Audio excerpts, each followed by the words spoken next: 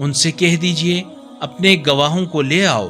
جو اس بات کی گواہی دیں کہ اللہ نے اس چیز کو حرام کیا ہے، پھر اگر وہ خود ساختہ شہادت دیں بھی تو آپ ان کے ساتھ گواہی نہ دیں، اور آپ ان لوگوں کی خواہشات کی پیروی نہ کریں جو ہماری آیات کو جھٹلاتے ہیں اور جو آخرت پر ایمان نہیں رکھتے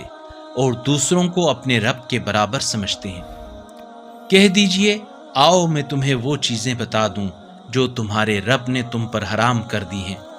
وہ یہ کہ تم لوگ کسی کو اس کا شریک نہ بناؤ، اور والدین پر احسان کرو، اور مفلسی کے خوف سے اپنی اولاد کو قتل نہ کرو۔